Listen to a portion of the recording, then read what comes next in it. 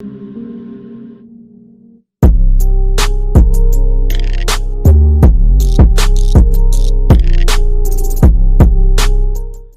is good, everyone? Welcome back to the WeSportin podcast. And today I'm here with my new guest, and this is our new series called the Washington Boys. And today we're going to be sitting here and we're just going to talk about Washington because, hell, this is the first time I've ever seen a fan of Washington, so I'm going to take advantage of this. Chris, how you doing today, man? Man, I'm doing good, bro. Yeah, so today, if you guys don't know, Chris is on TikTok. That's where I think me and him first met, and then we also met on Sneaky Juice podcast as well. But now we're gonna have our own series called the Washington Boys. So I know that me and him are really excited for every week to just spit out Washington content for y'all. So today we're gonna be talking about the NFL draft, specifically Washington, though. In this draft, Washington had a total of 2, 4, 6, 8. 10 picks, Lord. We did a lot of trading too. We traded for a lot of late round picks, which I don't know why. So, Chris, do you want to give me some of your initial thoughts on how we did in this draft?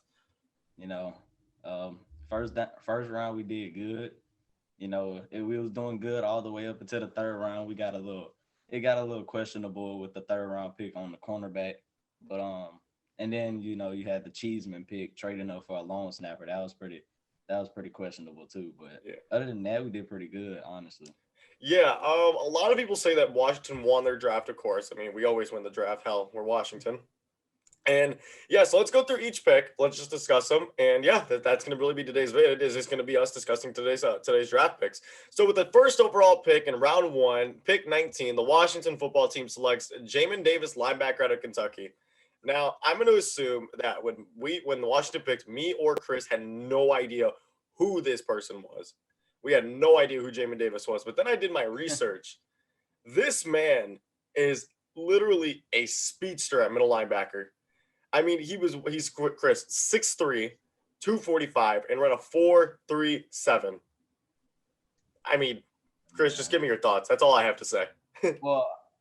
Actually, I did know who Jamin Davis was. I knew he was a beast, but I just didn't. I didn't. I wanted. I would have preferred Christian Darrisaw at the time. But after looking at it, he definitely has the highest upside in this linebacker class. And, he hasn't played much. He only has like one season. I'm pretty sure 1 season of production.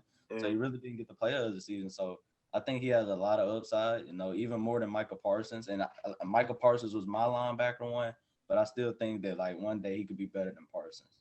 Yeah, and I mean, here's the thing. Obviously, he's being coached under Ron Rivera, who is being, who's worked with people like Luke Kuechly, who I'm not saying Jamin Davis will be remotely close to Luke Kuechly, but if you look at the similarities between Luke Kuechly and Jamin Davis, they're absolutely the same, type of guys too.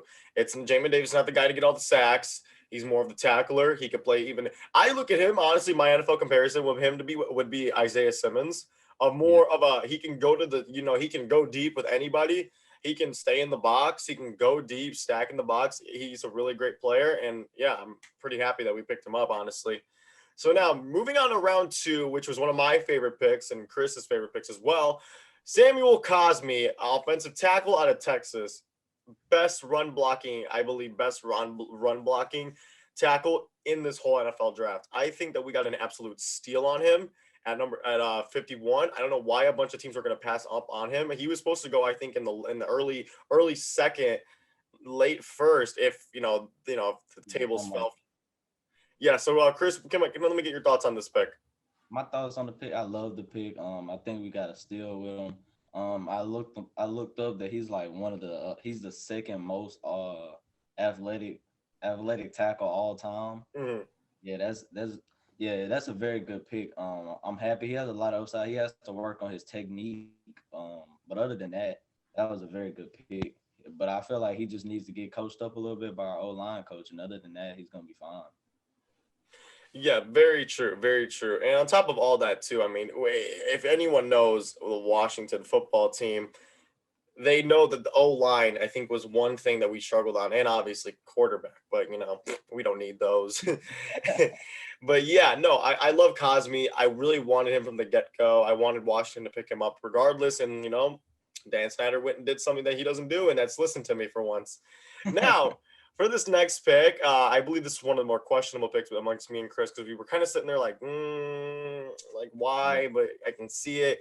Benjamin St. Justin, cornerback out of Minnesota. Um, I did not know much about this man at all whatsoever. But when I saw his highlights, I mean, his arm, pass breakups are absolutely god tier. He can if he gets burnt a little bit on a route, he can easily go in and just smack the ball out of the wide receiver's hands like it's literally nothing. And I heard that Washington is going to try to move him to safety because that's a good position to have at safety than a cornerback.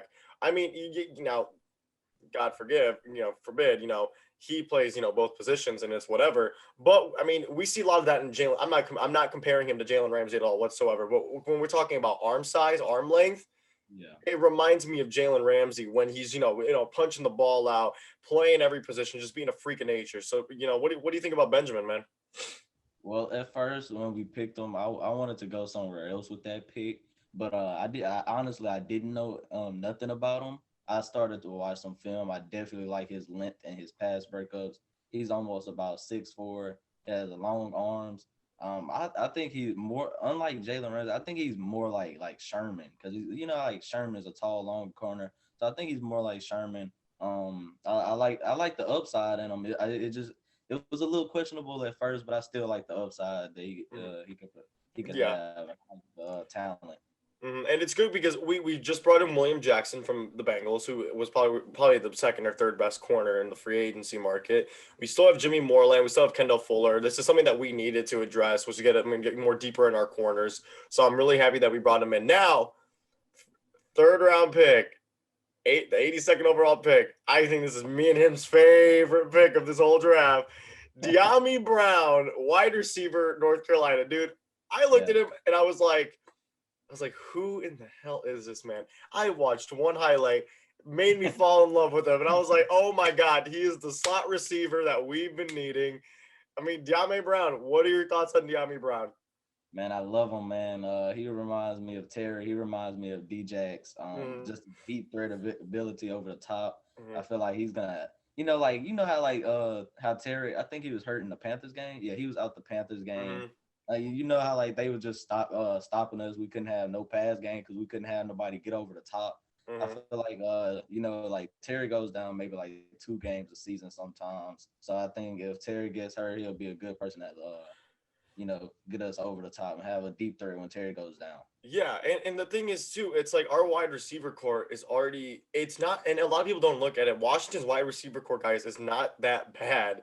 We're sitting with guys with Terry McLaurin. We just signed Curtis Samuel. We have Adam Humphries at the slot. We have Cam and Steve Sims, which I hate one of them. I'm not gonna say who.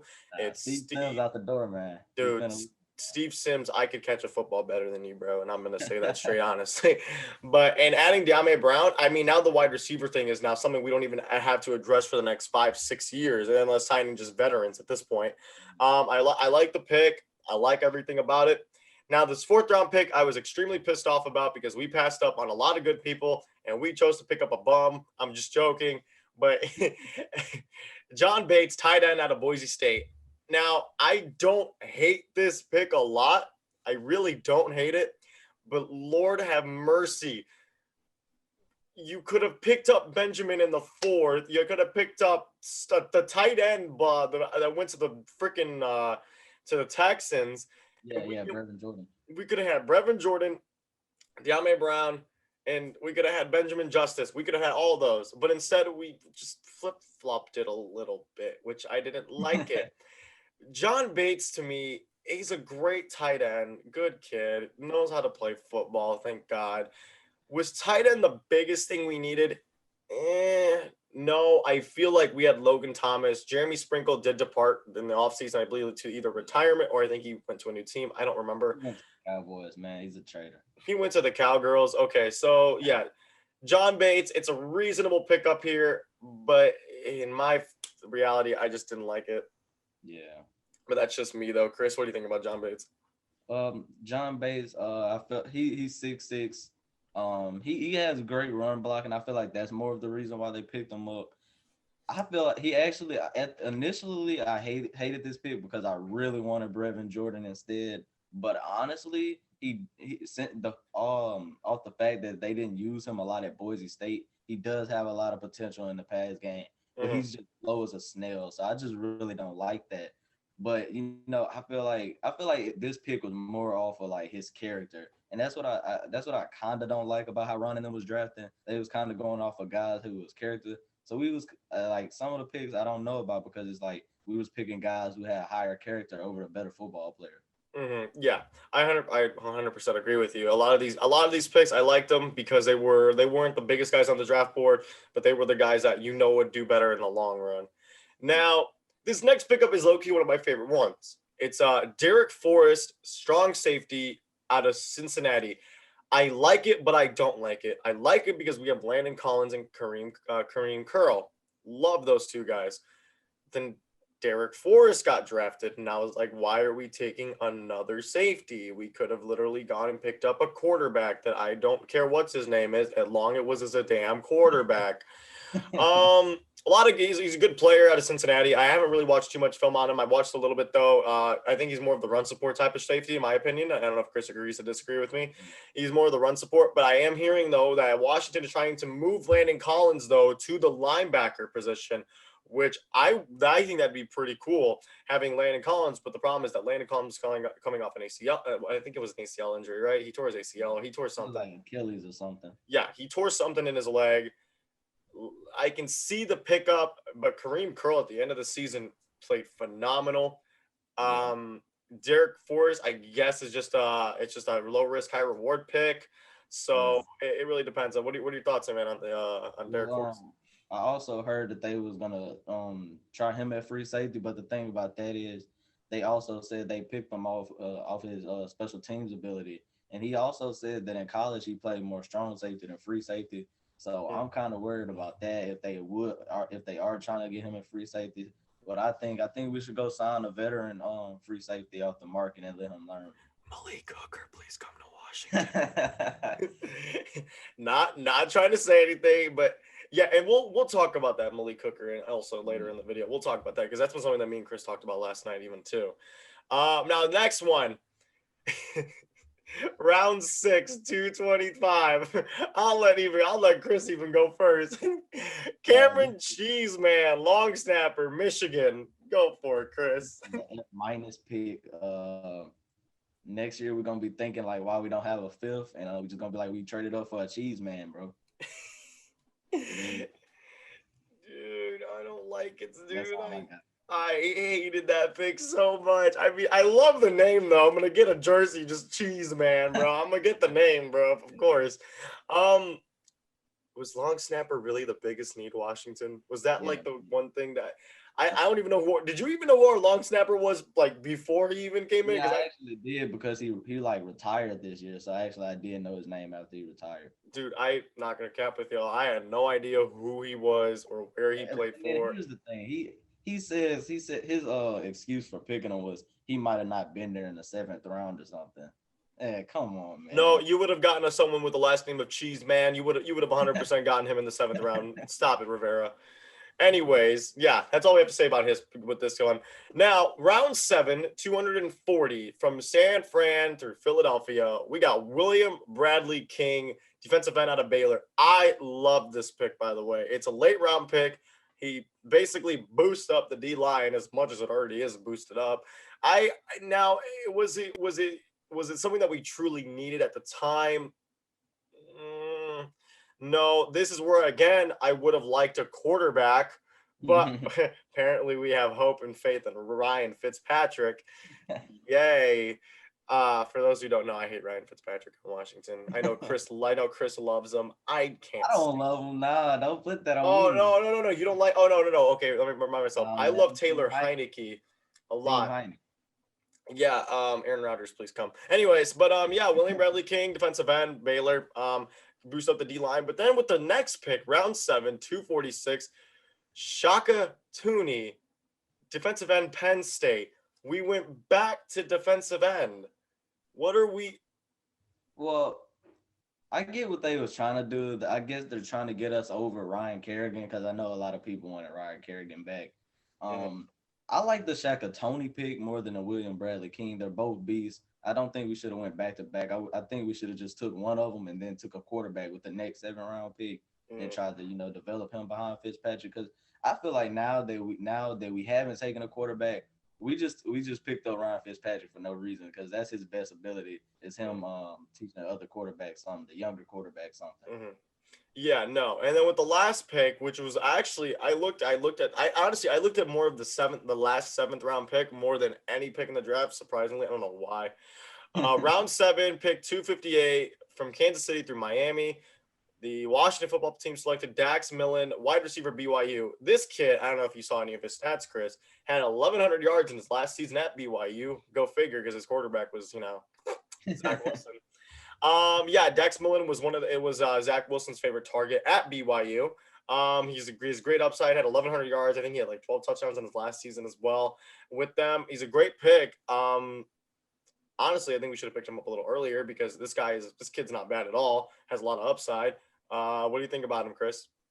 And I love that pick. I actually have watched some more film on him than any other player as well. I like the pick. I feel like he could take over our slot role over Adam Humphries when Adam Humphries leave. So yeah, I'm very excited about him. He's a great target. He was Zach Wilson's favorite target in college. Yeah, I definitely like the pick. He'll be nice in the slot. Yeah, of course. And for now, we're going to be discussing two things as well, and it's going to be our fantasy thoughts because why not? Because we can always dream to have some of these players, but we know Dan won't do anything about it. So now, a lot of rumors surfacing around is that we're either going to get Malik Hooker or Trey Boston on free safety. So now, who would you want? Why would you want them? And how much do you think we need to pay them? Well, I like Malik Hooker. He's very young, got a lot of upside left to him, but he's very injury prone. If he wasn't injury riddled, I'd pick him. But I gotta go with Trey Boston. He's a proven veteran safety. He's getting pretty up there in age. He's almost like 20. I think he's 29, 30. He's getting up there in age, but he's a veteran safety. I feel like he adds the deep free safety that could cover over the top and give our safety our corners back some help. Like last year it was kind of hard. Like we had DeShazer Everett for a couple games. DeShazer Everett was playing pretty good. Jeremy Reeves played pretty good until the Panthers game. But I feel like Trey Boston will give us a veteran safety that could help our defense. Yeah, and preferably they're both two different archetype of players. That's the thing. Malik Hooker, obviously, he's getting hurt because he's more of the run-stopping free safety that we see. Then we look at Trey Boston, who is a veteran, and I love Trey Boston. Like I love Trey Boston. I think he's a legitimate beast. I think he's a monster. Now, at Chris said, it comes down to if you want. Kind of what Chris said is it do you want to take a chance or do you want to have a solid free safety? You're taking a chance picking up. It's a low risk, high reward type pick. I wouldn't know really who to pick up here. Obviously, if it's Ron Rivera, they're gonna go get Trey Boston most likely just because it's the Carolina. It's the Carolina. That's too. Also, our whole draft class was based off of potential, so you never know. Yeah. He goes with his Carolina guys just for yeah. Yeah. So now the next thing is I know this is not going to happen. Aaron Rodgers. This whole rumor has been surfacing around that Aaron Rodgers is unhappy with the Green Bay Packers. Now, do I know that for sure? I have no idea if he's unhappy with them. I've seen reports and I saw the Derby and I'm like, why the hell are you with them boys when you literally said I wanted to leave them? Like, what are you doing, Aaron Rodgers? Now, if Aaron Rodgers were to potentially come to Washington, now I'm now, guys, don't yell at me. I'm literally just speaking off of potentially. And I know maybe Young K is going to probably screen record this bit and be like, this man really thinks that he's going to get. All right. So everybody that watches my TikTok, all Giants fans, all Cowgirls fans, just know we're talking as in maybe, not even maybe. It's just what if. It's not for sure. Yeah. So what do you see us giving up to get Aaron Rodgers? Man, honestly, bro, I don't know, bro, because if I was Ron Rivera, I'd give up a lot. But no.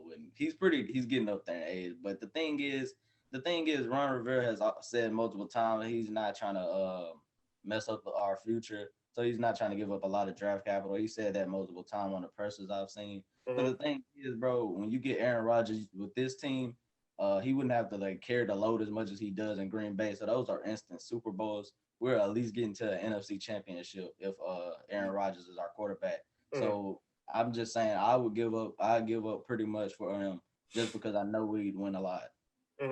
Yeah. If we picked up Aaron Rodgers, we have a good 5 years left on him. Basically, we're tossing our future away for a former MVP, this year's MVP. It's I don't know. And a lot of people came up to me like, do you want Deshaun Watson? Do you want Aaron Rodgers? And I'm like, dude, I don't even know if I want either one of them because Watson has his own issues and Rodgers seems to hate everything about his damn life, except he wants to go host on Jeopardy. So it really just it comes down to the do you want him? Do you want to toss everything away for him? And the quarterback pick for every Super Bowl. Yeah, honestly. And here's the thing, if we got Aaron Rodgers, hell, we would make it to the NFC Championship game, but we are stopping right there, believe me. We are not going anything further than the NFC Championship game. I don't know if you guys know it might be a Packers thing, not a Washington thing. No, it's going to transition over, believe me. Oh, it's an Aaron Rodgers thing. Yeah, it's an Aaron Rodgers thing. But yeah, guys, thank you guys so much for watching. If you guys enjoyed Chris, we'll be back next week. Obviously, he'll even be on. I think he'll be on my live today from 3 to 5. I don't know. I think he told me he's probably busy around that time. I don't know. But yeah, if you guys enjoyed Chris, please give it a thumbs up. Subscribe if you're new. It's going to be this new Washington series. As next week, we're going to be talking about Washington potential records, MVPs, all of that stuff. So yeah, thank you guys so much for watching, and peace.